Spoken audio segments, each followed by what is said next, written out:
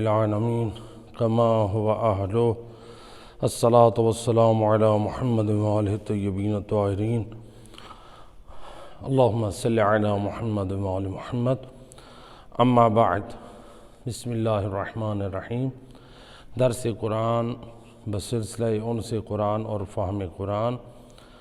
آج ہماری جو صورت موضوع قرار پائی ہے وہ صورت ہے سورہ اللیل، 30ویں پارے کی یہ صورت ہے سورہ اللیل، اور اس کی 21 آیات ہیں، 21 آیات ہیں، اور یہ سورہ علماء مفسرین نے اس صورت کو سورہ مکی قرار دیا، یعنی مکہ میں یہ صورت جو نازل ہوئی تھی، یعنی جو صورتیں مکہ میں نازل ہوئی تھی ان صورتوں میں اس کا شمار ہوتا ہے۔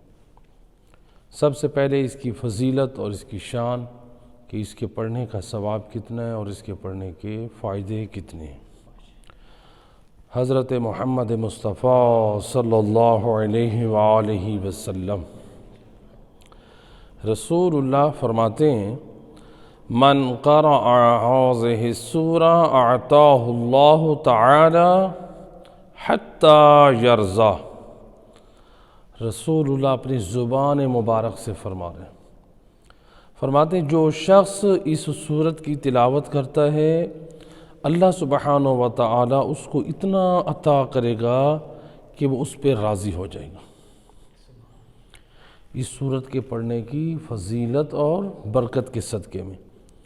اچھا، یہاں پہ جو ہے یہ نہیں کہا کہ اس کو دنیا میں یا آخرت میں، یعنی اس کا مطلب یہ ہے کہ یہ دونوں کو شامل ہے، یعنی اللہ دنیا میں بھی اتنا عطا کرے گا کہ رب کی ذات پہ ہمیشہ راضی رہے گا، یعنی شکر گزار بندہ ہوگا، نہ شکر اس کی زبان پہ نہیں ہوگی، اور آخرت میں بھی پروردگار اس کے عمل کے مطابق اس کو اجر و ثواب دے گا، یعنی اس کے اجر کو ضائع نہیں کرے گا۔ دنیا میں بھی اللہ سبحانہ و تعالی اپنی عطا، اپنی فضل، اپنی جو ہے وہ خیر سے نوازے گا، اور آخرت میں بھی اللہ سبحانہ و تعالی اس کے عمل صالح کا جو اجر ہے اس کو ضائع نہیں کرے گا، وہ راضی ہو جائے گا۔ تو یعنی یہ صورت جو ہے بڑی بافضیلت ہے، تو اللہ اس کو دنیا میں اتنا عطا، یعنی اللہ اس کو اتنا عطا کرے گا کہ وہ راضی ہو جائے گا۔ وَأَزَالَ عَنْهُ الْعُسْرَ وَيَسِّرْ لَهُ الْيُسْرَ، اور اللہ سبحانہ و تعالی اس سے سختی کو دور کر دے گا، یعنی اس کی زندگی سے یا پھر آخرت سے اس کے لیے جو سختی کے مواقع ہیں، جو پریشانی کے مقامات ہیں، اللہ سبحانہ و تعالی اس کے لیے سختیاں جو ہے وہ آسانیوں میں بدل دے گا، سختیوں کو اسی کی زندگی سے نکال دے گا، چاہے وہ زندگی یعنی دنیاوی ہو یا وہ آخرت میں، یعنی اس کے حصے میں سختی نہیں آئے گی اس صورت کے پڑھنے کی برکت سے۔ وَيَسِّرْ لَهُ الْيُسْرَ، اور پروردگار اس صورت کی فضیلت، اس کے پڑھنے کی برکت کے صدقے میں اس کے لیے آسانیاں پیدا کر دے گا۔ اب وہ آسانیاں دنیا میں بھی، آخرت میں بھی، یعنی انسان ہر جگہ محتاج ہے رب کی ذات کا۔ دنیا میں یہی چاہتا ہے کہ میرے لیے سختیاں نہ ہوں، قبر میں بھی سختیاں نہ ہوں، میدان محشر میں بھی سختی نہ ہو، حساب و کتاب میں بھی سختی نہ ہو۔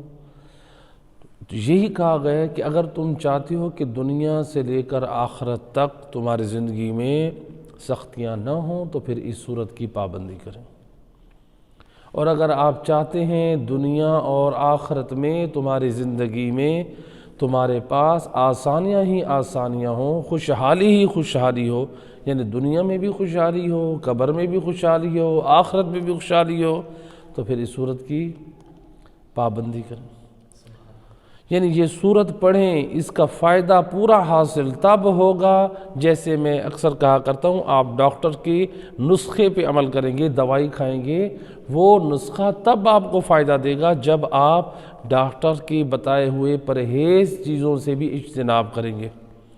ڈاکٹر نے کہا آپ نے فلاں چیز نہیں کھانی، تو آپ کو وہ چیزیں چھوڑنی پڑیں گی، تب جا کے وہ نسخہ آپ کے لیے فائدہ مند وقار ثابت ہوگا، یعنی وہ آپ کے لیے فائدہ مند تب ہوگا جب آپ اس پرہیز بھی کریں۔ آپ صرف دوائیاں کھاتے رہیں، لاکھ دوائیں کھائیں، وہ فائدہ نہیں دیں۔ لہٰذا پرہیز بھی ہے اور علاج بھی ہے۔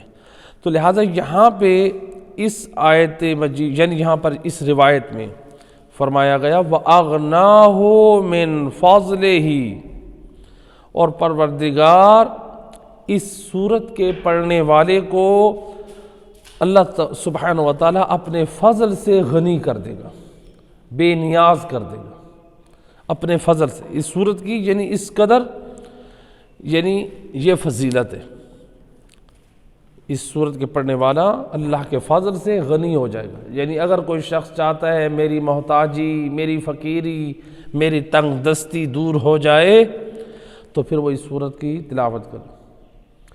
تو انسان یہی چاہتا ہے میں دنیا میں بھی بے نیاز ہو جاؤں، میں لوگوں کا محتاج نہ رہوں، مجھے تنگ دستی نہ ہو، مجھے فقر و فاقہ نہ ہو، پریشانی نہ ہو، بدحالی نہ ہو۔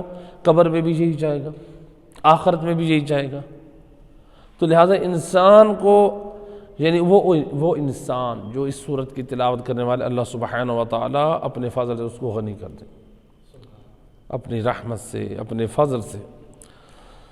اور فرمایا وَمَنْ قَرَأَهَا قَبْلَ أَنْ يَنَامَ، اور جو شخص اس کو سونے سے پہلے اس کی تلاوت کرے، من قرأها قبل ان ينام 15 مرة لم يرى في منامه الا ما يحب من الخير۔ آج لوگ بعض کہتے ہیں کہ بلا ہمیں ڈراؤنے خواب آتے ہیں، ہمیں نیند میں بے چینی ہوتی ہے، پریشانی ہوتی ہے، بدحالی ہوتی ہے، ہم نیند سے گھبرا کے اٹھ بیٹھتے ہیں، ڈر کے اٹھ بیٹھتے ہیں۔ لوگوں کو اکثر برے جو ہیں وہ خواب آتے ہیں۔ اللہ کے رسول فرماتے ہیں جس شخص کو برے خواب آتے ہوں، وہ نیند سے ڈر کے اٹھ بیٹھتا ہو، اس کی نیند میں بے قراری اور بے چینی ہو، وہ شخص اس سورت کو سونے سے پہلے 15 مرتبہ اس سورت کی تلاوت کر لے، وہ سکون کی نیند سوئے گا، اس کو برے خواب نہیں آئیں گے، بے قراری اور بے چینی کے ساتھ نہیں اٹھ بیٹھے گا، بلکہ وہ خواب میں وہ دیکھے گا جو خیر ہوگا، یعنی اچھے خواب دیکھے گا۔ ہو سکتا ہے ان خوابوں میں یعنی اس کے لیے پیغام ہدایت ہو، اس کے لیے جو ہے اس کی روح کی تسکین کا سبب بنے۔ تو یعنی اس کے لیے جو خواب ہوں گے وہ ایسے ہوں گے جو اس کی روح کی تسکین اور اس کے لیے بہتر اور اس کے لیے خیر کا پیغام ہوں گے۔ تو یہ جو ہے یعنی رات کو سونے سے پہلے 15 مرتبہ اس کی تلاوت کرنا، اس کا یہ فائدہ ہے۔ اور پھر فرمایا وَمَنْ صَلَّى بِهَا فِي الْعِشَاءِ الْآخِرَةِ كَأَنَّمَا صَلَّى بِرُبُعِ الْقُرْآنِ وَقُبِلَتْ صِلَاتُهُ، اور فرمایا جو شخص اس کو نماز عشاء میں پڑھتا ہے، نماز عشاء میں جو شخص اس کی تلاوت کرتا ہے تو اس نے ایسے ہے جیسے قرآن کے چوتھے حصے کی تلاوت کی۔ قرآن کے 4 حصے، تو 4 حصے کتنے بندے، یعنی 7.5 پارے، اتنے پاروں کی اس نے نماز میں تلاوت کی، اور اس کی نماز اس سورت کے پڑھنے کے سبب سے پروردگار قبول کر لیتا ہے۔ اور ایک روایت میں سید الرسول نے فرمایا فَقَعَنَّمَا قَرَعَ الْقُرْآنُ كُلَّهُ، جو نماز میں یہ سورت پڑھتا ہے وہ ایسے ہے جیسے اس نے پورا قرآن پڑھا۔ اللہ اکبر۔ ایک سورت ہے جو 21 آیات پر مشتمل ہے، جو پورے قرآن کا ثواب حاصل کر سکتے ہیں۔ وَتَقُبِّلَ صَلَاتُهُ، اور اس کی نماز قبول کی جاتی ہے۔ اچھا، بعض لوگ جہاں پر یہ کہتے ہیں کہ بلا یہ بعض روایات میں لمبی لمبی صورتوں کا بھی ذکر ہے، ان کی فضیلت، جیسے یہ ہے مثلا سورہ اللیل ہے یا دوسری صورتیں مثلا، ہمیں یہ یاد نہیں ہے، ٹھیک ہے، یاد تو کرنی چاہیے۔ تو کیا لوگ یہ سوال کرتے ہیں کہ بلا کیا ہم ان صورتوں کو نماز کی حالت میں سامنے مثلا قرآن کھول کے رکھیں یا موبائل ہمارے پاس ہو یا ہم کسی چیز کے اوپر دیکھ کے کیا ہم یہ پڑھ سکتے ہیں؟ جی، صورتیں اگر نماز کی حالت میں آپ دیکھ کے پڑھیں بس اس میں کوئی حرج نہیں، یہ جائز ہے، یعنی آپ کی نماز باطل نہیں ہے۔ یہ اور بات ہے کہ یعنی جہاں پر فقہا نے بحث کی ہے کہ آپ کے سامنے کوئی ایسی چیز جس سے آپ دیکھ رہے ہوں جو تحریر شدہ ہو، اس کو آپ دیکھ رہے ہوں، تو پھر اس میں کیا ہے، وہ کراہت ہے، تو آپ کی توجہ تاکہ اس جو صورتیں پڑھ رہے ہیں اس سے ہٹ کے اس تحریر کی طرف نہ چلی جائے۔ تو یہاں پر فقہا نے ایک اور جو ہے نقطہ بیان کیا ہے کہ جو عبادات ہوتی ہیں ان میں جب کہا جاتا ہے نا مکروہ ہے، تو اس مکروہ کا مطلب ہے یعنی ثواب کم ہے عبادات میں۔ فقہا کے درمیان ایک فقہی طور پر ایک قانون بیان کیا جاتا ہے، عبادات میں مکروہ کا مطلب یہ ہے ثواب کم ہے۔ بہرحال اس کے موارد بہت زیادہ، انشاءاللہ کبھی کسی مقام پہ اس کو بیان کریں گے کہ عبادات میں وہ کون سی چیزیں ہیں مثلا جن کے بجا لانے سے ثواب کم ہے، تو آج ہمارا موضوع نہیں ہے۔ یہاں پر جو ہے یعنی اس صورت کے پڑھنے کی یہ فضیلت اور یہ شان ہے۔ ایک صلوات پڑھیں محمد والی صلی اللہ علیہ محمد والی۔ سب سے پہلے ہم اس صورت کی تلاوت کرتے ہیں، پھر اس کے بعد اس کے ترجمے کی طرف، اور پھر آخر میں ہم ان کے پیغامات کی طرف۔ اعوذ باللہ من الشیطان الرجیم، بسم اللہ الرحمن الرحیم۔ واللیل اذا یغشی والنہار اذا تجلی وما خلق الذکر والانثى ان سعیکم لشتی وَأَمَّا مَنْ عَاتَى وَاتَّقَى وَصَدَّقَ بِالْحُسْنَى فَسَنُيَسِّرُهُ لِلْيُسْرَى وَأَمَّا مَنْ بَخِلَ وَاسْتَغْنَى وَكَذَّبَ بِالْحُسْنَى فَسَنُيَسِّرُهُ لِلْعُسْرَى وَمَا يُغْنِي عَنْهُ مَالُهُ إِذَا تَرَدَّى إِنَّ عَلَيْنَا لَلْهُدَى وَإِنَّ لَنَا لَلْآخِرَةَ وَالْأُولَى وَأَنذَرْتُكُمْ نَارًا تَلَظَّى يَصْلَاهَا إِلَّا الْأَشْقَى الَّذِي كَذَّبَ وَتَوَلَّى وَسَيُجَنَّبُهَا الْأَتْقَى الذي يؤتي ماله يتزكى وما لأحد عنده من نعمة تجزى إلا ابتغاء وجه ربه العالى ولسوف يرضى صدق اللہ العلی العظیم۔ اب اس کے ترجمے کی طرف آتے ہیں کہ دیکھیں پروردگار ہم سب کو اس صورت میں کیا پیغامات دے رہا ہے۔ پروردگار پہلی آیت سے 21 آیت کے ہم ترجمہ ہی کرتے جا رہے ہیں۔ قسم ہے رات کی جب دن چھا جائے، واللیل اذا یغشی، قسم ہے رات کی جب دن چھا جائے، والنہار اذا تجلی، اور قسم ہے دن کی جب وہ روشن ہو جائے یعنی چمک اٹھے، وما خلق الذکر والانثی، اور قسم ہے اس کی جس نے نر اور مادہ پیدا کی، یعنی اللہ نے نر بھی پیدا کی ہے، مادہ بھی، یعنی مذکر بھی اور مؤنث بھی۔ ان سعیکم لشتی، تمہاری کوششیں یقیناً مختلف ہے، یعنی انسان کی کوششیں مختلف ہیں، ہر اعتبار سے وہ کوشش کرتا ہے، تو اس کی کوششوں کے جو انداز ہیں وہ مختلف ہے۔ فَأَمَّا مَنْ أَعْطَى وَاتَّقَى، پس جس نے اللہ کی راہ میں مال دیا اور تقوی اختیار کیا، وَصَدَّقَ بِالْحُسْنَى، اور اچھی بات کی تصدیق کی، فَسَنُيَسِّرُهُ لِلْيُسْرَى، پس ہم اسے جلدی ہی آسانی کے اسباب فراہم کریں گے۔ تو یعنی جس نے اچھی بات کی تصدیق کی، تقوی اور پرہیزگاری کے راستے پہ چلا، اللہ سبحانہ وتعالیٰ فرماتا ہے ہم اس کے لیے آسانی کے اسباب مہیا کریں گے۔ وَأَمَّا مَنْ بَخِلَ وَاسْتَغْنَى، اور جس نے بخل کیا اور اللہ سے بے نیازی برتی، وَقَذَّبَ بِالْحُسْنَىٰ اور اچھی بات کو جھٹلایا، فَسَنُيَسِّرُهُ لِلْعُسْرَىٰ تو جو بندہ بخل کرتا ہے اور بے نیازی کرتا ہے تو اور اچھی بات کو جھٹلاتا ہے، پروردگار فرماتا ہے پس ہم اسے جلد ہی مشکلات کا سامان فراہم کریں گے۔ قرآن کی آیت، بخل کریں گے اور اچھی بات کو جھٹلائیں گے تو اللہ فرماتا ہے کہ ہم کیا کریں گے، جلد ہی مشکلات اس کے لیے پیدا ہو جائیں گے۔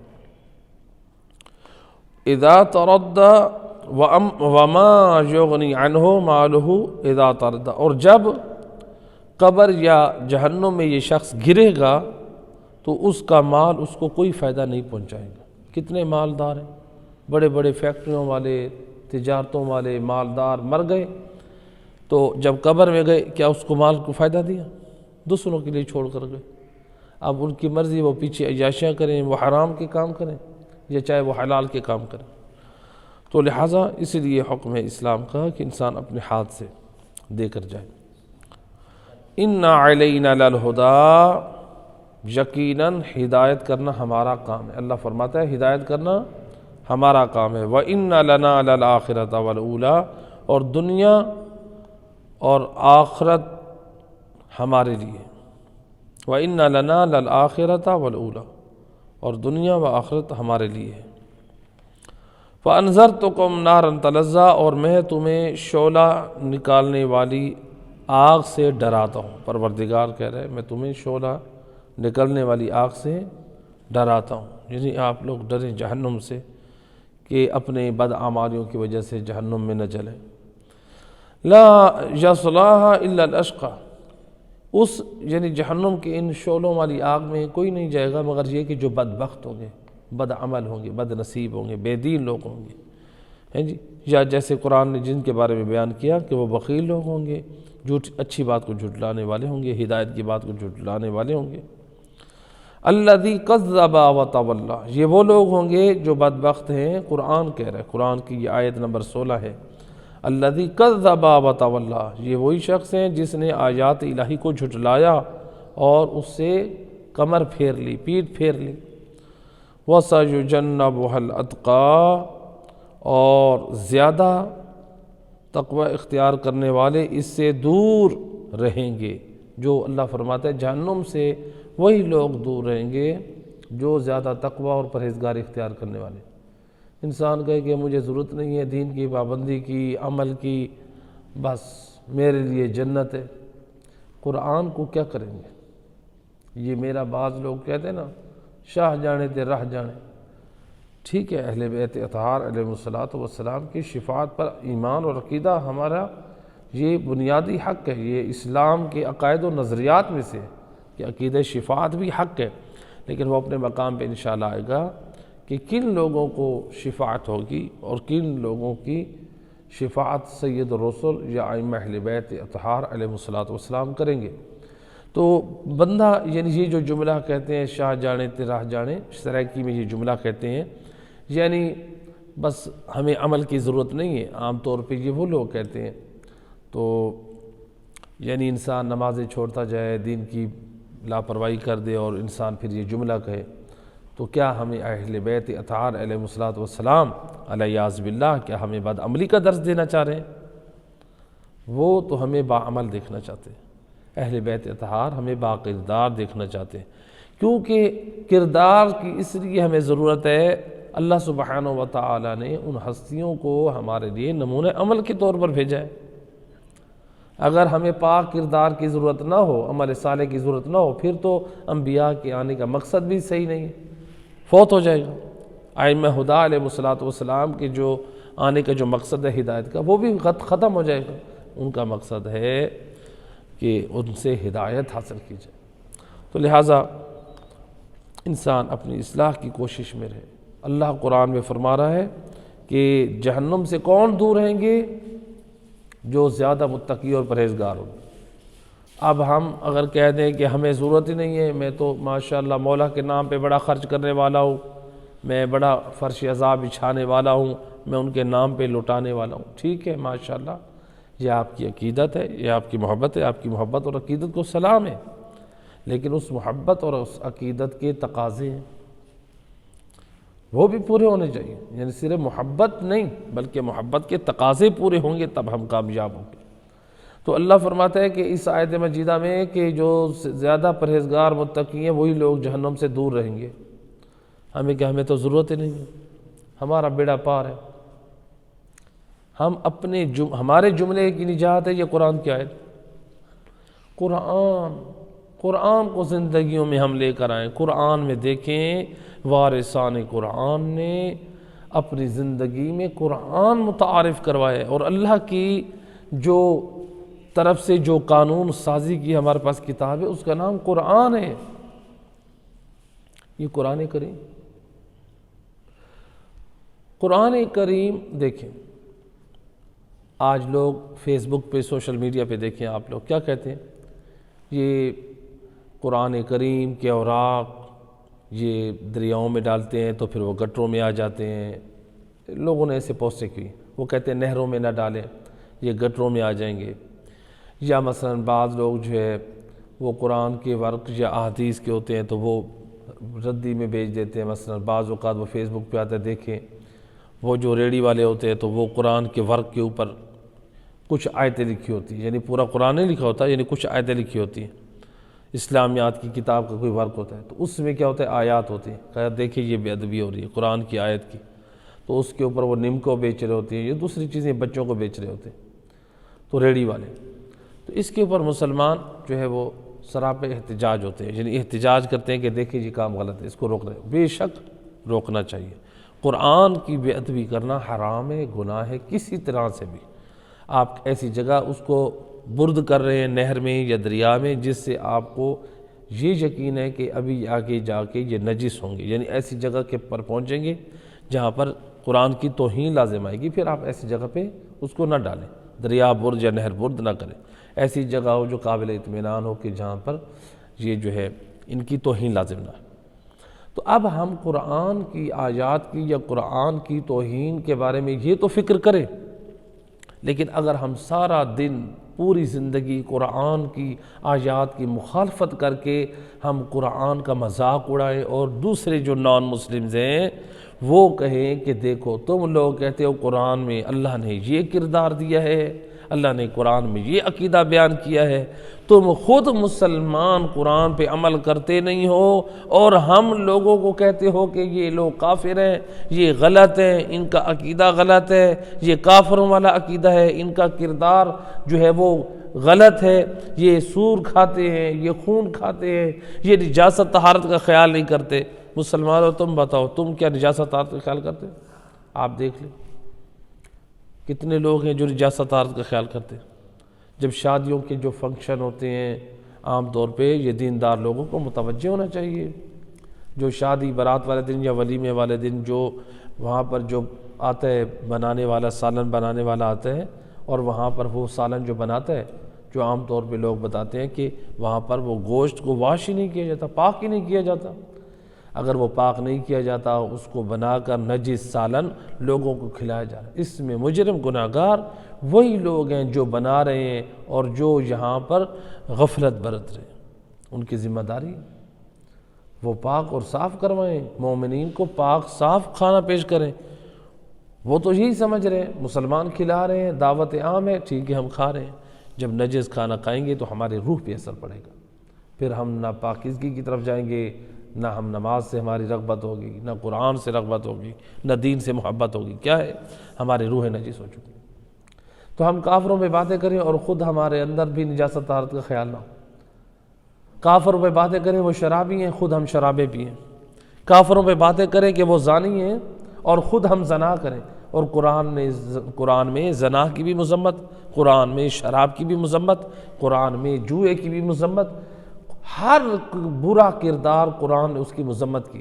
ہم کافروں کو برا کہیں گے برا کردار تمہارے اندر ہے، لیکن ہم مسلمان بھی بدقسمتی سے اس کے بد کرداری کو اپنائیں تو مسلمان یہ کہہ دیں کہ تم ہمیں تو کہتے ہو اس برے کردار کی وجہ سے تم برے ہو، اے مسلمانوں بتاؤ کتاب تمہاری ہے، ایمان تم رکھتے ہو، اور تمہارے اللہ نے جو تمہیں قانون بتائے ہیں تم خود جب اس پہ عمل نہیں کرتے تو ہم لوگوں کو کیوں تم لوگ جو ہے وہ شرمندہ کرتے ہو، ہم لوگوں کو کیوں برا کہتے ہو؟ پہلے اپنے گریبان میں تو جھانک کے دیکھو۔ ہم لوگ یہ دیکھیں کہ ہم قرآن کی کیا اپنے عمل سے توہین تو نہیں کر رہے، صرف ہم یہ دیکھ رہے ہیں فیس بک پہ شیئر کر دیتے ہیں کہ وہ جو ہے ریڑی والے کے پاس چند کاغذ چلیں گے جس پہ ایک آیت دو آیتیں ہیں، اس سے قرآن کی آیتوں کی توہین ہو گئی ہے۔ ہم سارا دن ہماری زندگی میں قرآن کی بدعملی کر کے، قرآن کے حکم سے منہ موڑ کے ہم تو قرآن کی توہین کر رہے ہیں، گویا اللہ کے حکم کو معمولی سمجھ رہے ہیں۔ یہ دیکھیں گھر کا بڑا آدمی ہوتا ہے، جب وہ کوئی بات سمجھائے بچے کو، جوان کو، ایک مرتبہ دو مرتبہ نہیں مانتا، آخر میں وہ کیا کہتا ہے؟ وہ بزرگ، تجھے شرم نہیں آتی؟ تجھے میری سفید ریش کا خیال نہیں ہے؟ میں تیرا باپ ہوں، تو میرے رتبے کا لحاظ نہیں کرتا؟ ایسے کہتے ہیں کہ نہیں کہتے؟ یعنی آج باپ کہتا ہے اے عزیزو، اے جوانو، اے مومنو، آج ہم اپنی عزت کو عزیز سمجھیں۔ آپ کہیں کہ میری سفید داڑھی ہے، میرا رتبہ ہے، میرا مقام ہے، میں باپ ہوں، ہمیں اپنی عزت کی پرواہ ہے، کیا اس قرآن کی پرواہ نہیں ہے؟ کیا ہمیں اللہ کے حکم کی پاسداری نہیں ہے، اس کی پرواہ نہیں ہے؟ ہم جو اللہ کے حکم کی سارا دن نافرمانی کریں، اللہ نے کتنے عقائد بیان کیے ہیں قرآن میں، صحیح جو عقائد ہیں، اللہ نے کتنے پاک کردار پیش کیے ہیں قرآن کریم میں، ہم ان قرآن کے عقائد اور نظریات کو جب نہ مانیں تو کل میدان قیامت میں آواز قدرت ہے، اے میرا بندہ تو صرف اپنے باپ کی نافرمانی کو توہین سمجھتا تھا، تو نے میری بھی تو نافرمانیاں کی ہیں، میری بھی تو توہین کی ہے، تجھے شرم نہیں آئی؟ تو اپنے آپ کو اللہ والا کہلواتا تھا، مسلمان کہلواتا تھا، مومن کہلواتا تھا، تو نے نہ قرآن کی ایک بھی نہ مانی، عقیدے تو نے اختیار کیے تو اپنی مرضی کے، کردار تو نے اختیار کیے تو اپنی مرضی سے، یہ ہم اللہ کی بھی تو توہین کر رہے ہیں۔ تو لہٰذا صرف جب ہم اپنے گھر کے بڑے کی بات نہیں مانیں گے، جیسے ان کی توہین ہے، اس سے زیادہ توہین یہ ہے کہ ہم رب تعالی اللہ کی نہ مانیں، قرآن کو جھٹلا دیں، محمد وال محمد کی بات کو جھٹلا دیں۔ وارثان قرآن، اہل بیت اطہار نے پوری زندگی قرآن کا درس دیا ہے، قرآن کی طرف دعوت دی ہے کہ مسلمان آ جائیں، کہ قرآن بہترین نمونہ عمل ہے۔ تو لہٰذا اس کے بعد فرمایا وَمَا لِأَحَدٍ عِنْدَهُ مِن نِعْمَةٍ تُجْزَى، اور اس سے اور اس کے ایک صلوات پڑھے محمد میں اللہم صلی جی وَمَا لِأَحَدٍ عِنْدَهُ مِن نِعْمَةٍ تُجْزَى، اور اس پر کسی کا احسان نہیں جس کا بدلہ وہ اتارنا چاہتا ہو، إِلَّا ابْتِغَاءَ وَجْهِ رَبِّهِ الْأَعْلَى، وہ تو اپنے رب کی رضا جوئی کے لیے کرتا ہے، یعنی اپنے رب اعلیٰ کی رضا جوئی کے لیے یہ کرتا ہے، وَلَسَوْفَ يَرْضَى، اور ان قریب وہ راضی ہو جائے گا۔ تو یہاں پر اس سورت کی شان نزول، یہ سورت جو نازل ہوئی اس کا سبب کیا ہے، اس سورت کا شان نزول ہمارے پاس جو ائمہ ہدا علیہ الصلوۃ والسلام سے جو روایت پہنچی ہے، اللہم صلی علی محمد وآل محمد، اہل بیت اطہار سے جو روایت پیش کی ہے حضرت ابن عباس نے، وہ کہتے ہیں کہ رسول خدا صلی اللہ علیہ وآلہ وسلم کا زمانہ تھا،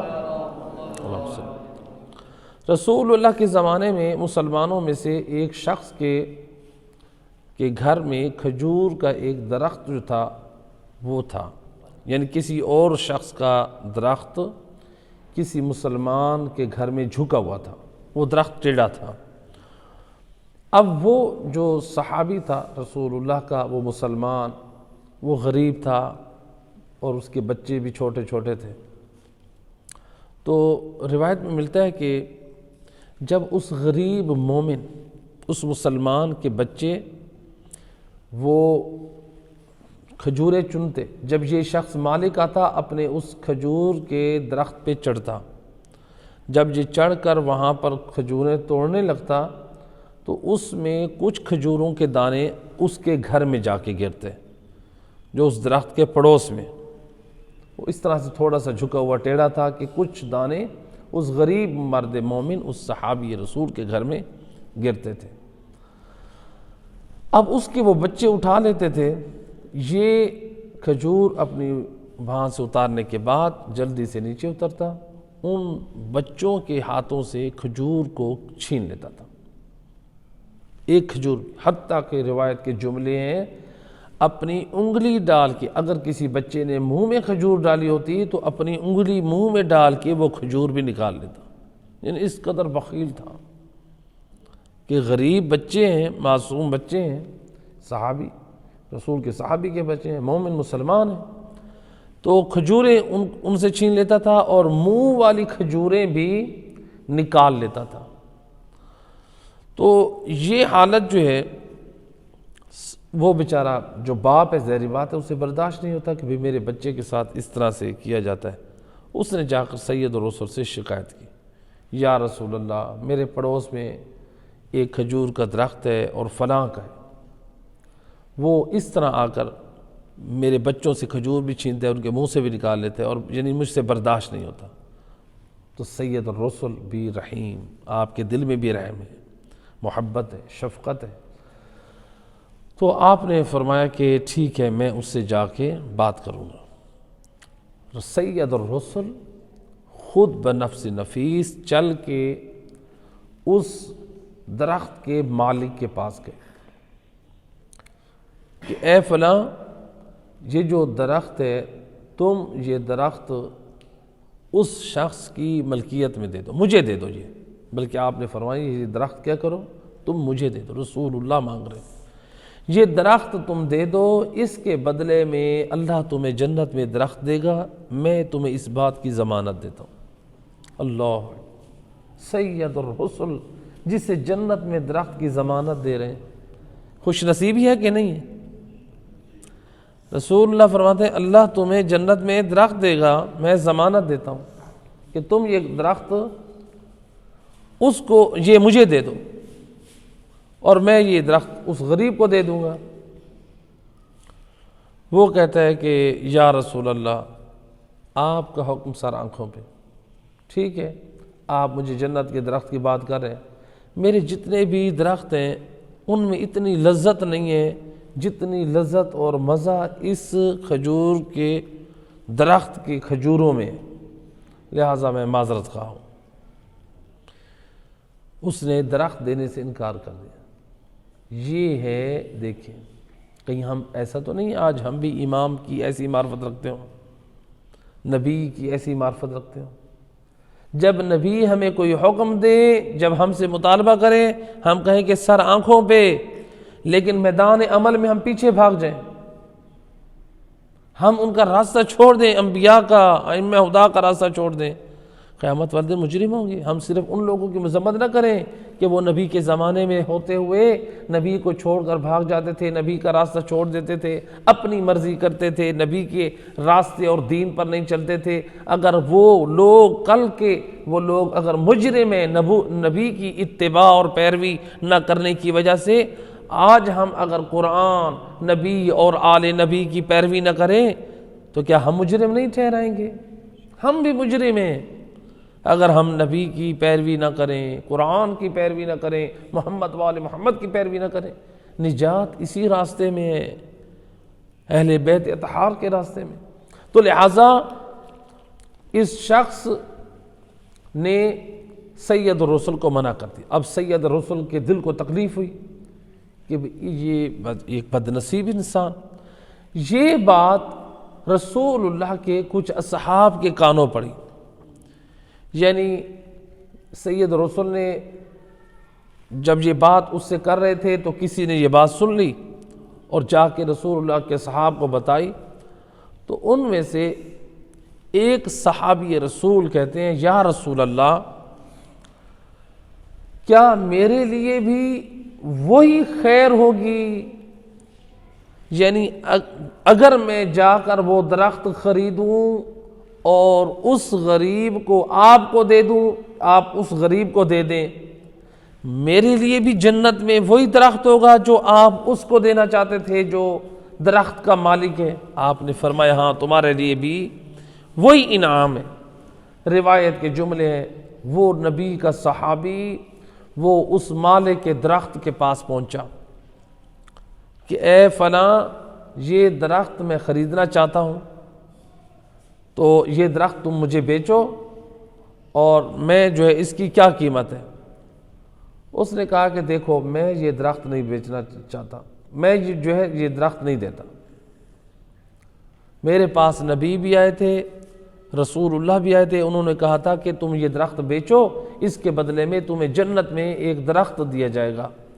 میں نے رسول اللہ کی بات کو نہیں مانا، علیہ باللہ، خود کہہ رہا ہے میں نے رسول اللہ کو بھی خالی بھیج دیا، تو میں نے تو جنت کا درخت نہیں لیا، یہ درخت کے دانے، اس کی کھجوریں مجھے بڑی پسند ہیں، یہ بڑی لذیذ ہیں، تو لہٰذا میں یہ درخت تمہیں نہیں دے سکتا، تو میں نے رسول اللہ کو بھی نہیں دیا، تمہیں بھی نہیں دوں گا۔ اب اس شخص نے کہا یہ بتاؤ کہ کیا تم یہ درخت بیچنا چاہتے ہو کسی قیمت پہ بھی؟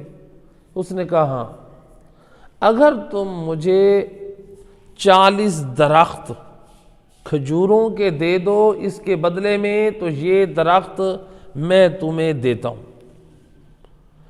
ایک مرتبہ وہ حیران ہوا، ایک ٹیڑھا درخت اور 40 درخت یہ لینا چاہتا ہے ایک درخت کے بدلے میں، بہت مہنگا سودا ہے، اور یہ ایک لالچی انسان ہے، بخیل انسان ہے کہ رسول اللہ کو بھی خالی لوٹا دیا اور اتنی بڑی قیمت مانگ رہا ہے۔ ایک مرتبہ اس نے سوچا کہ قیمت زیادہ ہے ایک درخت کے بدلے میں، لیکن ادھر سے اگر میں درخت خرید کے رسول کو دیتا ہوں میرا رب بھی راضی ہوگا، سید الرسل کے دل میں بھی سرور ہوگا، اور مجھے جنت میں رسول کی ضمانت سے درخت بھی مل جائے گا۔ اس نے اپنا مال میں سے اس نے 40 درخت خریدے، کس وجہ سے؟ لحب اللہ ولرسولہ، اللہ اور اس کے رسول کی محبت میں اس نے اس ٹیڑھے درخت کو خریدا 40 درختوں کے بدلے میں۔ وہ 40 درخت، اس نے کہا کہ پہلے مجھے گواہ بنا، گواہ لیا، تو وہ گیا، اس نے کچھ جو مسلمان تھے ان کو گواہ بنایا، وہاں پر سودا ہو گیا 40 درختوں کے بدلے میں ایک درخت۔ اب جب سودا ہو گیا تو یہ سید رسول کی خدمت میں آیا، بڑا خوش ہے، اس کا کلیجہ ٹھنڈا ہے، کس لیے؟ کہ سید رسول کی شفاعت حاصل ہو جائے، رسول اللہ کے دل میں سرور داخل ہو جائے۔ اللہ اکبر، کہتا ہے یا نبی اللہ، آپ نے جو فرمایا تھا اس کے مطابق عمل انجام دیا ہے، میں وہ درخت خرید لایا ہوں۔ بتایا کہ 40 درختوں پہ جو ہے میں اس درخت کو خرید لایا ہوں، اور یا رسول اللہ یہ حقیر سا تحفہ آپ کی خدمت میں پیش کرتا ہوں، یا رسول اللہ یہ قبول کیجیے۔ سید رسول نے وہ قبول کیا۔ پھر آپ نے اس غریب مومن کو بلایا جس کے بچے اس کھجور کے دانوں کے لیے ترستے تھے، اور وہ ظالم مالک ان سے کھجوریں بھی چھین لیتا تھا اور ان کے منہ میں انگلیاں ڈال کے بھی کھجوریں نکال لیتا تھا۔ تو سید رسول نے اس غریب مومن سے کہا آج سے یہ درخت تیرے اور تیرے بچوں کے لیے ہے، یہ کھجوریں تناول فرما۔ تو پھر اس صحابی نے جو اللہ کی رضا سید رسول کے دل میں سرور داخل کرنے کے لیے یہ جو عمل انجام دیا، اپنا مال راہ خدا میں خرچ کر کے محبت رسول میں ایک درخت کے لیے 40 درخت خرید کے اس کو دے دیے، اللہ نے اس مقام پر یہ سورہ اللیل نازل کی جس میں اس یعنی سخاوت کرنے والوں کی سخاوت کو بیان کر دیا اور بخل کرنے والوں کی مذمت کو بیان کر دیا۔ یعنی یہ قرآن کریم کی سورت کی 21 آیات ہیں جو 11 آیتیں ہیں جس کا تعلق تقریباً یعنی سخاوت انجام دینے والے اور بخل کی مذمت کرنے والوں کے بارے میں ہے۔ تو پوری سورت اسی کے بارے میں، آگے والا ذکر بھی اسی میں ہے، بعد والی میں بھی یعنی مال دینا اور تزکیہ نفس اور اس میں ہدایت کی بات ہے۔ تو بہرحال پوری جو صورت ہے، پوری صورت 21 آیتیں، یہ کس کی گویا شان میں قصیدہ بن کے نازل ہو رہی ہیں؟ اس صحابی، وہ جو صحابی ہے رسول، جس نے ایک درخت کے بدلے میں 40 درختوں کو اس کو دے دیا، یعنی اتنی بڑی قیمت۔ تو یہاں پر ہم یہ دیکھیں ہمارے لیے کتنا بہترین پیغام ہے، جہاں پر قرآن محمد وآل محمد کی شان میں قصیدہ بن کر نازل ہوا، اگر کسی مسلمان سچے با کردار نے پاک کردار اپنایا تو اللہ نے اس کے پاک کردار کو بھی قرآن میں اس طرح سے بیان کر دیا۔ پاک کردار اللہ کو بڑا محبوب ہے، اللہ پاک کردار کو پسند کرتا ہے، لہذا اس طرح جیسے اس مومن کا یہ پاک کردار تھا۔ ایک صلوات پڑھیں محمد و اہل بیت کی ذات پر۔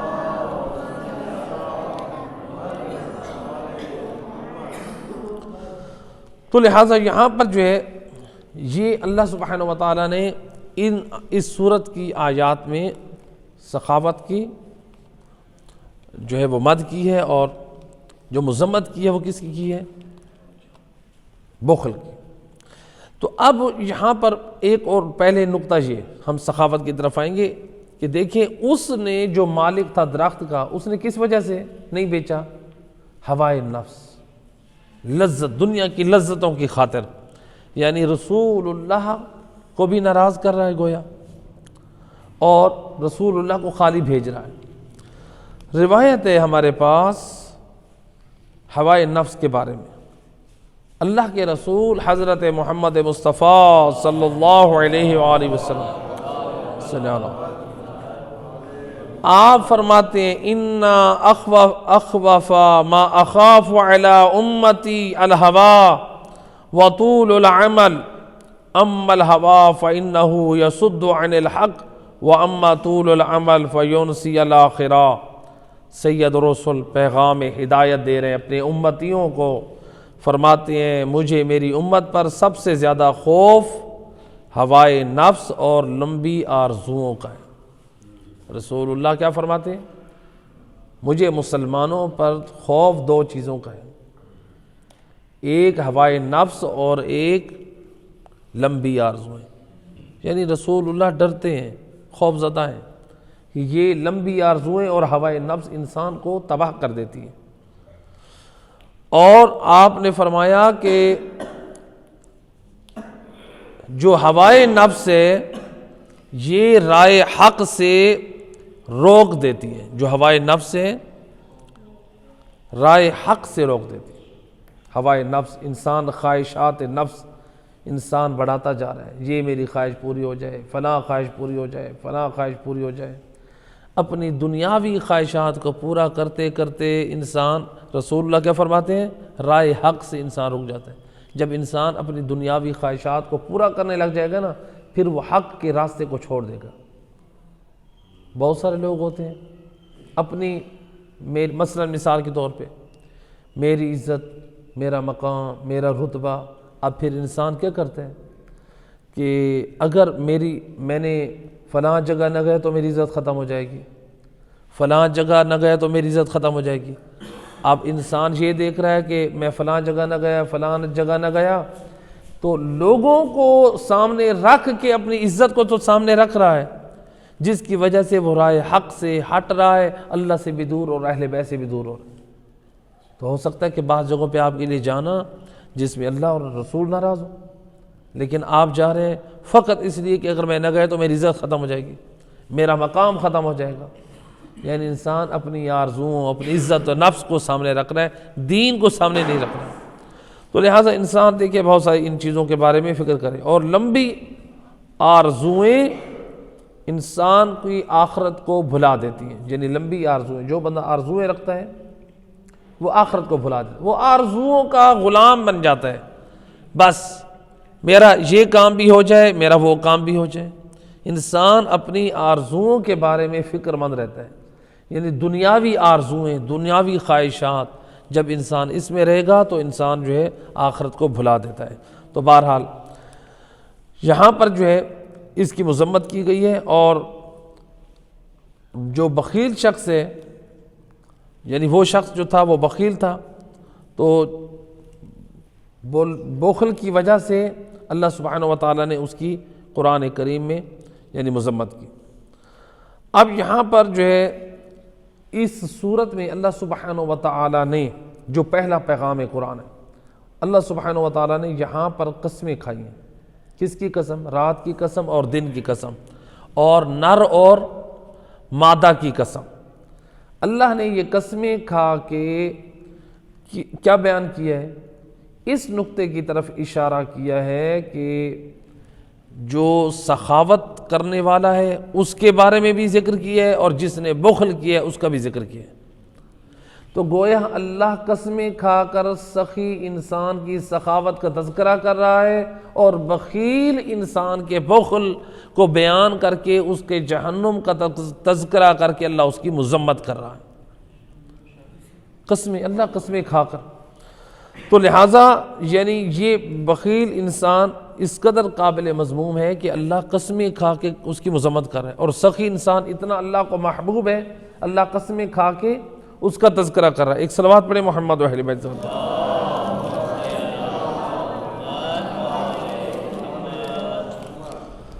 تو یہاں پر جو ہے اللہ نے جو پیغام دیا ہمیں پہلا، وہ یہ ہے کہ تقوی اور پرہیزگاری جو بندہ اختیار کرے گا، اللہ اس کو اچھی جزا پر، اور جو بندہ، یہاں پر یہ نقطہ ہے، جو تقوی اور پرہیزگاری اختیار کرے گا اور اچھی جزا پر ایمان رکھتا ہوگا، اللہ اسی کے لیے ہدایت کے راستے کھول دے گا۔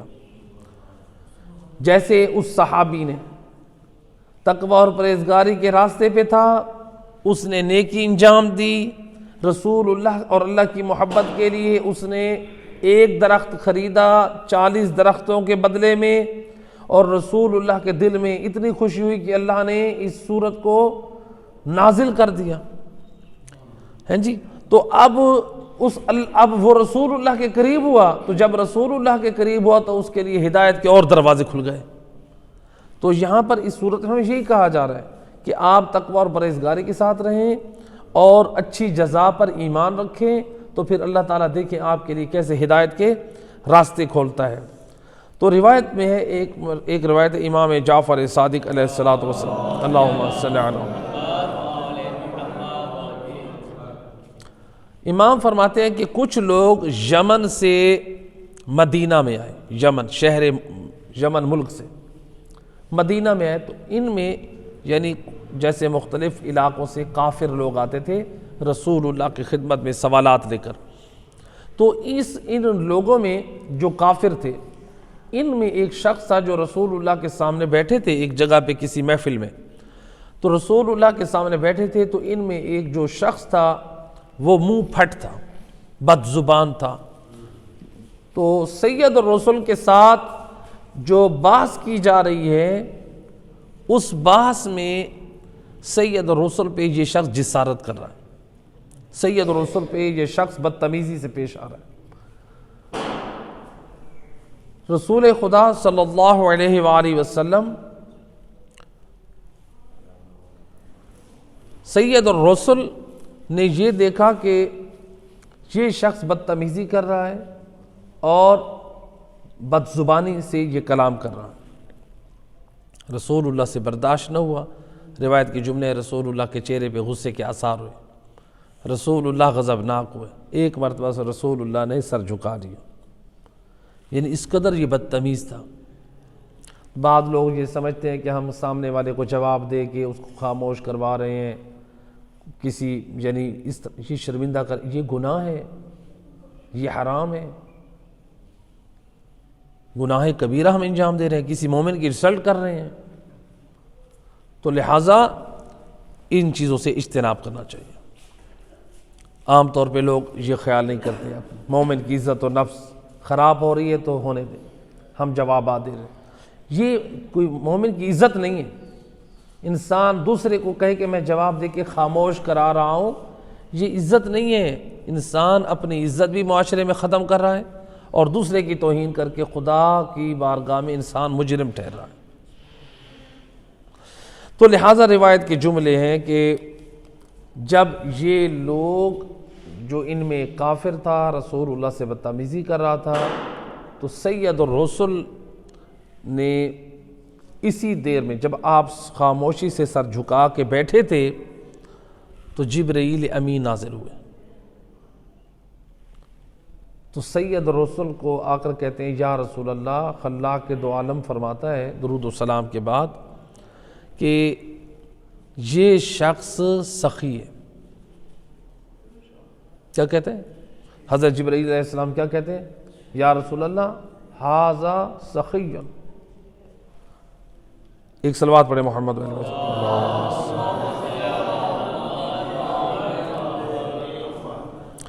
ھذا رجل سخی یطعم الطعام، یا رسول اللہ یہ ایک سخی شخص ہے۔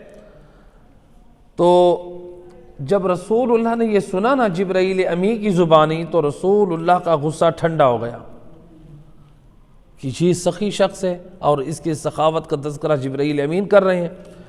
تو رسول اللہ نے جب یہ سنا تو آپ کا غصہ ٹھنڈا ہو گیا۔ آپ نے فرمایا کہ تو سخی شخص ہے؟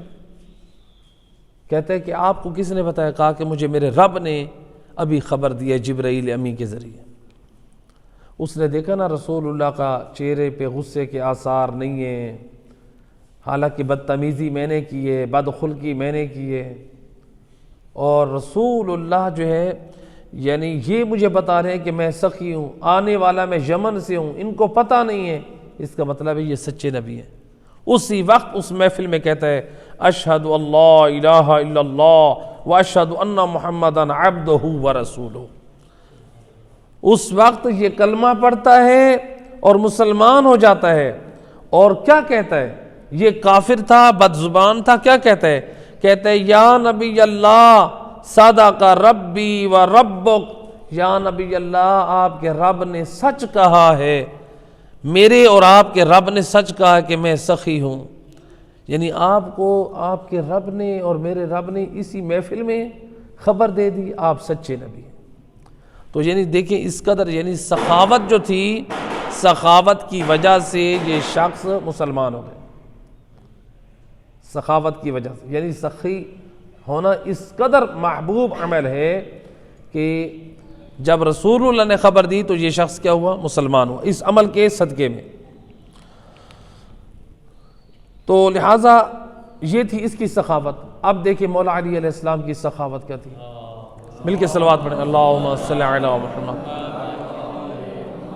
روایت میں ملتا ہے کہ ایک میدان جنگ میں مولا علی علیہ السلام ایک مشرک سے جنگ کر رہے تھے۔ اس میدان جنگ میں مشرک کا ہاتھ خالی تھا، اس کی تلوار ٹوٹ گئی یا گر گئی، کیا ہوا؟ اب اس نے کیا کیا؟ اس نے کہا کہ اے علی مجھے اپنی تلوار دو، قربان جاؤں۔ دنیا نے اگر کرم اور سخاوت سیکھنی ہے تو علی کے دروازے سے سیکھے۔ روایت کے جملے ہیں جب اس مشرک پہلوان نے تلوار مانگی، علی حیدر کرار نے تلوار پھینک دی۔ جب تلوار پھینکی وہ کہتا ہے کہ اے علی تو میدان جنگ میں میرے ساتھ اور تلوار دے دی۔ آپ نے فرمایا یہ ہمارے شرف اور ہمارے یہ کرم کے منافی ہے کہ سائل ہم سے سوال کرے اور ہم اسے خالی لوٹا دیں۔ اللہ اکبر۔ اب روایت کے جملے، یہ شخص جو مشرک پہلوان تھا علی کے مقابلے میں آیا تھا، یہ گھوڑے سے اترا، کلمہ اسلام پڑھ کر علی کے پاس آ کر مولا علی کے قدموں کا بوسہ لیا۔ یہ ہے اخلاق اور کردار کی دولت۔ اگر کردار اس طرح پاک ہو تو پھر ہم کافروں کو بھی اسلام پہ لا سکتے ہیں۔ اور علامہ ابن حدید معتزلی نے شرح نہج البلاغہ میں لکھا ہے کہ حضرت علی علیہ السلام جو ہے وہ یہودیوں کے باغوں میں درختوں کو جو پانی دیتے تھے اور مزدوری کرتے تھے، اور وہاں سے جو آپ کو جو پیسہ ملتا تھا مزدوری کا، وہ آپ سارا غربا، مساکین اور بیواؤں میں آپ تقسیم کر دیتے تھے۔ یہ اہل سنت عالم دین اپنی کتاب میں لکھتا ہے۔ یہ ہے کردار۔ اور ملتا ہے تاریخ میں کہ جب کوفہ سے ایک لالچی اور بے دین انسان جب شام گیا اور امیر شام نے کہا کہ تم کہاں سے آ رہے ہو، تو اس نے کہا کہ میں ایک بخیل شخص کو چھوڑ کے آ رہا ہوں، الیاذ باللہ، مولا علی کی طرف اشارہ کرتے ہوئے، جسارت کرتے ہوئے کہتا ہے میں بخیل شخص کی طرف سے آ رہا ہوں۔ تو جو امیر شام وہ جانتا ہے کہ یہ میری خوشامد کے لیے یہ ایسے کہہ رہا ہے، علی ابن ابی طالب کی مذمت کر رہا ہے، حالانکہ وہ دشمن ہے مولا علی کا، مولا علی کو اچھا نہیں سمجھتا، جو مولا علی کے ساتھ اس نے جنگ کی۔ امیر شام کہتا ہے کیا کہ یہ تو کیسے کہہ رہا ہے، تو علی کے بارے میں ایسا کہہ رہا ہے؟ علی تو وہ ہیں کہ اگر علی کے پاس دو گھر ہوں، ایک سونے سے بھرا ہوا اور ایک بھوسے سے بھرا ہوا، علی پہلے سونے سے بھرے ہوئے گھر کو راہ خدا میں خرچ کریں گے، بعد میں بھوسے والے گھر کو اللہ کی راہ میں تقسیم کریں گے۔ علی تو اتنا سخی ہے، علی پہلے سونے کا خزانہ راہ خدا میں لٹائیں گے، بعد میں وہ بھوسا تقسیم کریں گے۔ تو صرف اپنی یعنی اس چاپلوسی کے ذریعے سے علی کی مذمت کر کے میرا قرب حاصل کرنا چاہتا ہے۔ اللہ اکبر، تعریف وہی ہوتی ہے کہ جو دشمن کی زبان پر بھی ہو۔ یہ اہل بیت اطہار کا پاک کردار رہا ہے کہ جو دشمن بھی اپنے مقام پہ یہ تسلیم کرتے ہیں کہ یہ کردار اگر ہے تو یہ اہل بیت اطہار علیہم الصلاۃ والسلام کے پاس ہے۔ تو یہاں پر جو ہے اس آیت، ان قرآن کی اس آیات کی روشنی میں بعض لوگوں نے کہا کہ یہ جو ہے انسان کے لیے ایمان کافی ہے، جہنم میں انسان نہیں جائے گا، یعنی اگر وہ بد عمل ہے، یعنی بے نمازی ہے، روزے اگر وہ بے نمازی ہے، شرابی ہے، زانی ہے، جتنے بھی اس نے بدکاریاں، وہ کہتے ہیں ایمان کے ہوتے ہوئے کوئی بھی آپ کو جو ہے نا کوئی چیز نقصان نہیں پہنچا سکتی۔ ایمان کے ساتھ اگر عمل نہیں ہے تو آپ کے لیے کوئی ضرر نہیں ہے۔ یہ عقیدہ مرجعہ ہے۔ کون سا عقیدہ ہے؟ مرجعہ۔ مرجعہ جس کی اہل بیت اطہار علیہ الصلاۃ والسلام نے مذمت کی ہے۔ معصومین فرماتے ہیں المرجعہ یقولون الایمان قول بلا عمل۔ آپ فرماتے ہیں مرجعہ وہ ہے کہ جو ایمان تو ہے لیکن کہتے ہیں عمل کی ضرورت نہیں ہے۔ آج دیکھیں کتنے ایسے لوگ ہیں جو کہتے ہیں ایمان رکھ لیں ہمارے نجات کے لیے کافی ہے۔ یہ مرجعہ ہیں جو کہتے ہیں عمل کی ضرورت نہیں ہے۔ امام فرماتے ہیں، معصوم فرماتے ہیں فلا تجالسوہم ولا تعاقلوہم ولا تشاربوہم۔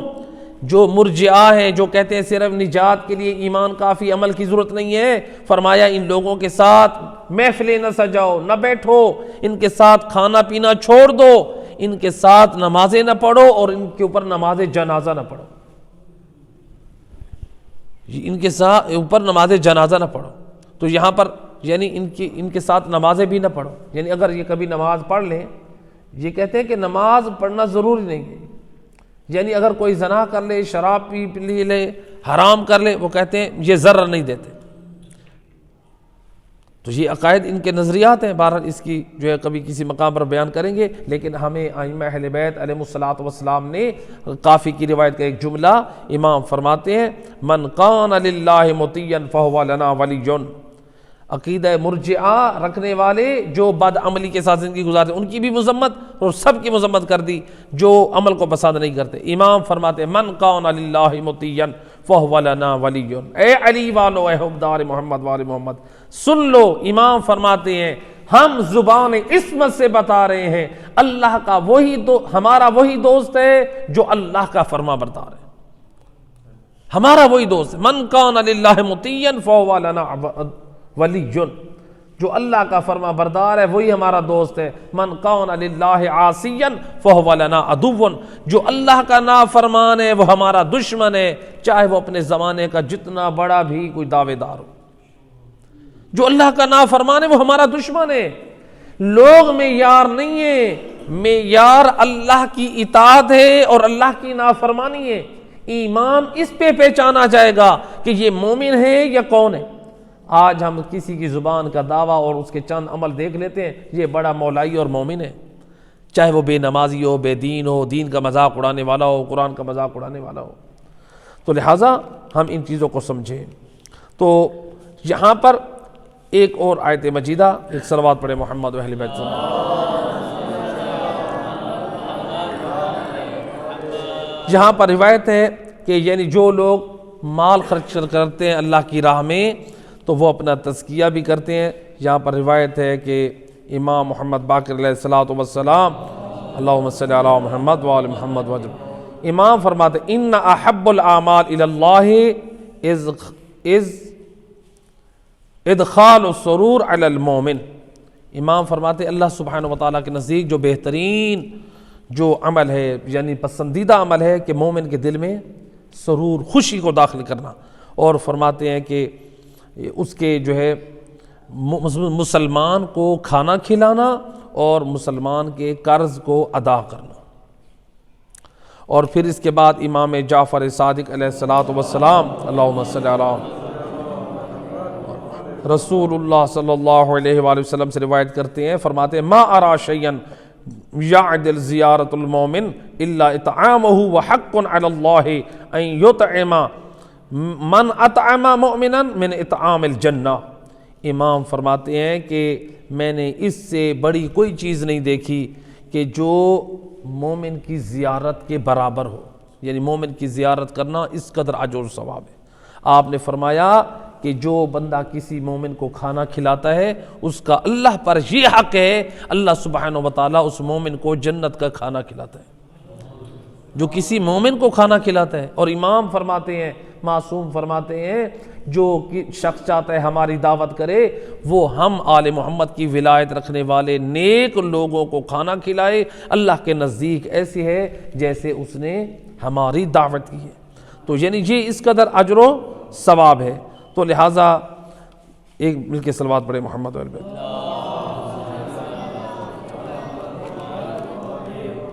تو لہٰذا یہاں پر ایک آخری جو ہمارے لیے پیغام ہے اس مقام پر کہ ہم کس طرح سے اپنی زندگی گزاریں۔ قرآن کریم نے ہمیں تزکیہ اور اس کی جو بات کی ہے، آیا ایک شخص امام معصوم کی خدمت میں، فرزند رسول میں جس علاقے میں رہ رہا ہوں اس علاقے کے لوگ آپ کے دشمن ہیں، آپ سے نفرت کرتے ہیں، باتیں بناتے ہیں۔ امام علیہ السلام سے وہ کچھ چاہتا ہے، امام نے کیا جواب دیا؟ وہ کیا کہہ رہے ہیں؟ مولا لوگ آپ کے دشمن ہیں، آپ کو گالیاں دیتے ہیں، آپ کو برا کہتے ہیں، آپ پہ جسارتیں کرتے ہیں، ہم سے برداشت نہیں ہوتا۔ امام علیہ السلام کیا فرماتے ہیں؟ فرماتے اس کا مطلب ہے تمہارا کردار اتنا پاک نہیں ہے کہ تمہاری بد عملی اور بد کرداری کی وجہ سے لوگ ہم پہ جسارتیں کرتے ہیں۔ امام فرماتے ہیں اگر تمہارا کردار پاک ہوتا، جس علاقے میں تم رہ رہے ہو اگر تمہارا کردار پاک ہوتا، تمہارے پاک کردار کی وجہ سے لوگ ہمارے قریب آتے، نہ کہ ہم پر جسارتیں کرتے۔ آج ہم کہیں کہ فلاں، ہم دیکھیں فلاں علاقے میں ہیں یا دنیا والے فلاں جگہ پہ آل محمد پہ جسارتیں کر رہے ہیں، ان پر توہین کر رہے ہیں۔ امام یہی تو فرما رہے ہیں تم با عمل با کردار بن جاؤ، دنیا والوں کو ہم پہ جسارت کا موقع نہیں ملے گا۔ ہم آل محمد پہ جسارت کا موقع دلوا رہے ہیں اپنی بد عملی اور بد کرداری سے، اور اس کی مثال ہم اپنے گھروں میں دیکھ لیں۔ اگر کوئی بچہ نافرمان، بدتمیز، بد کردار اور بن جائے تو باپ کیا کہتا ہے؟ تجھے شرم نہیں آتی؟ مجھے معاشرے میں ذلیل اور رسوا کر دیا ہے، میری عزت کا خیال نہیں ہے، میری سفید داڑھی کا خیال نہیں ہے۔ اہل بیت بھی یہی سمجھا رہے ہیں، اپنی بد کرداری سے دنیا والوں میں ہمیں بدنام نہ کرو، اپنی پہچان بے نمازی نہ بناؤ، اپنی پہچان بد کرداری نہ بناؤ۔ علی حیدر کرار متقیوں کے امام، وہ پرہیزگاروں کے امام۔ اے کریم مہربان اللہ محمد و اہل بیت کی عزت و عظمت کے صدقے میں